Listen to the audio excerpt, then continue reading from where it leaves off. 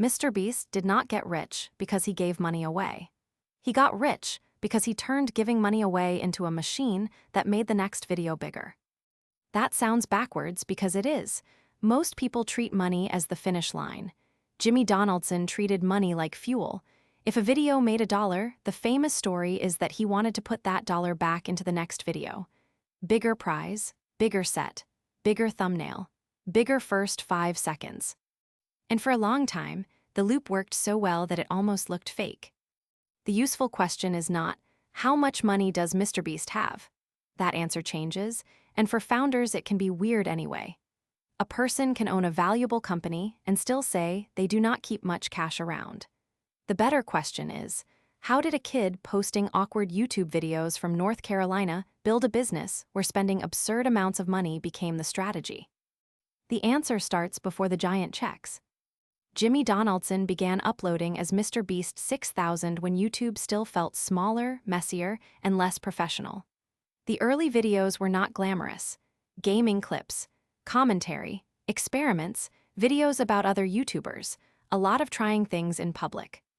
That matters because the first edge was not money. It was tolerance for being bad for a long time. Most people see the private islands and the million-dollar challenges and assume the trick was having a huge budget. But in the beginning, there was no huge budget. There was a teenager studying titles, thumbnails, pacing, and why some videos got clicked while others disappeared. The first big signal came from a very strange idea, counting to 100,000. It was boring on paper, almost painfully boring. A person sits there and counts. But online, boring can become interesting if the commitment is ridiculous enough. The premise was instantly understandable. You did not need context. You saw the title and your brain asked, wait, did he actually do that? That question is one of the hidden engines of MrBeast. Not this is beautiful, not this is important, just, I need to know if this is real. Once that worked, the videos kept moving toward bigger versions of the same idea. Do something simple enough to explain in one sentence, but extreme enough that the viewer feels pulled to check the ending. Last to leave wins money. Survive a challenge. Spend a wild amount on one object. Recreate a famous show. Give away a house. Put people in a situation where the prize is obvious and the pressure is easy to understand. That simplicity is not an accident, it is the product. MrBeast videos often work like a children's game with an adult budget. The rules are clear. The stakes are visible. The ending is promised early. You know what you are waiting for. And that made reinvestment unusually powerful.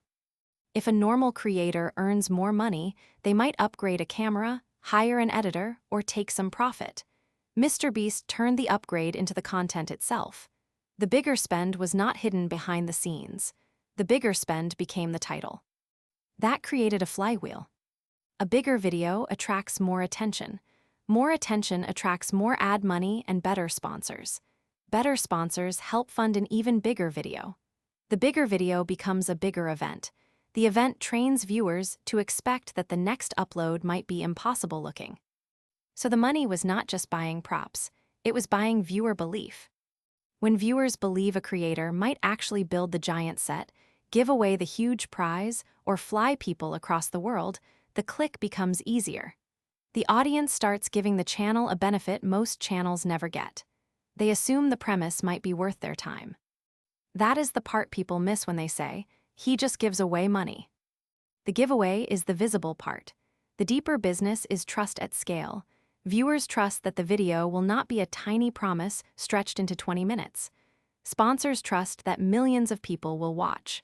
Platforms trust that viewers will stay. And eventually, retailers and investors start wondering if that attention can sell products too. That is where MrBeast stops being only a YouTube story. Feastables is important because it shows the next step in the machine. If you have a giant audience, you can sell ads.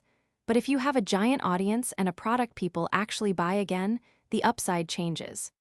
Chocolate is not as glamorous as a private island, but repeat purchases are a different kind of power. The same audience that clicked the videos could be pointed toward a shelf in a store. The brand had a built-in marketing engine. Every video, every challenge, every public stunt made the name more familiar. This is why the company story became so much bigger than one channel. Reporting in recent years has described Beast Industries as a multi-billion-dollar company with hundreds of employees, a content studio, consumer products, analytics tools, and plans far beyond YouTube uploads. But the machine has a problem. Machines that grow by spending more can start to need more spending just to feel alive. If the audience is trained to expect bigger, then normal becomes disappointing. A simple idea has to be bigger than last time. A challenge needs more contestants. A prize needs more zeros. A set needs to look less like a YouTube set and more like television. That pressure led naturally to Beast Games, the Prime Video competition show. It was the MrBeast formula pushed into streaming. Huge scale, huge prize, huge number of contestants, and a promise that everything would be bigger than a normal video. Commercially, the show got enormous attention. It was reported as a major unscripted hit for Prime Video, but it also showed the darker side of scaling a spectacle.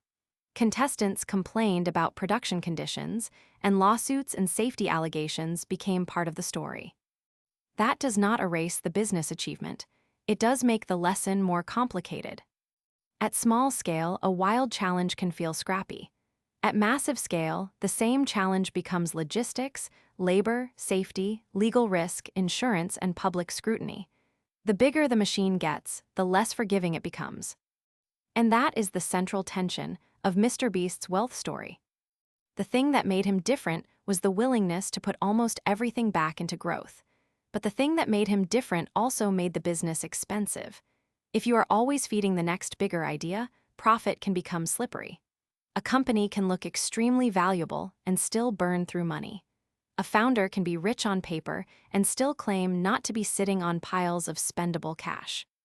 That sounds absurd until you remember the model. MrBeast did not build a quiet cash machine. He built an attention engine. Attention engines are powerful because they can launch almost anything: videos, chocolate, restaurants, shows, toys, games, financial products, whatever comes next. But they are demanding because attention is never permanently owned. It has to be won again and again. So what actually made him a millionaire, and then much more than that? Not generosity by itself, not luck by itself, not even the algorithm by itself. It was the discipline of turning every win into a bigger test. He found a format where spending money increased the entertainment value. He learned to make the premise clear in seconds. He treated thumbnails and retention like engineering problems.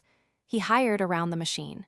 Then, he used the audience to move into businesses where the brand could live outside the video player. That is also why copying MrBeast is so hard. Anyone can say, give away money.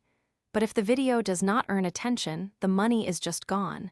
Anyone can say, reinvest everything. But if the next experiment is not better, reinvestment becomes an expensive way to stand still. The edge was not spending. The edge was knowing what kind of spending the audience would feel. MrBeast's story is impressive, but it is not a clean motivational poster. It is a story about obsession, measurement, risk, and scale. It is about building a machine so strong that the machine starts setting the pace. It is about the weird modern path where a creator can become a media company, a product company, and a controversy magnet at the same time. The simple version is that MrBeast made millions by giving money away. The more useful version is that he made giving money away part of a reinvestment loop. Attention became revenue, revenue became spectacle, spectacle became trust, and trust became businesses. The question now is whether that loop can keep growing without consuming too much of what it creates. Because the most interesting part of MrBeast is not the size of the checks, it is the bet underneath them. He is betting that if he keeps making the next thing impossible to ignore, the machine will keep finding a way to pay for itself. Would you rather build a smaller business that produces steady profit, or a giant attention machine that has to keep getting bigger? Drop your answer in the comments, because MrBeast's whole story sits inside that trade-off.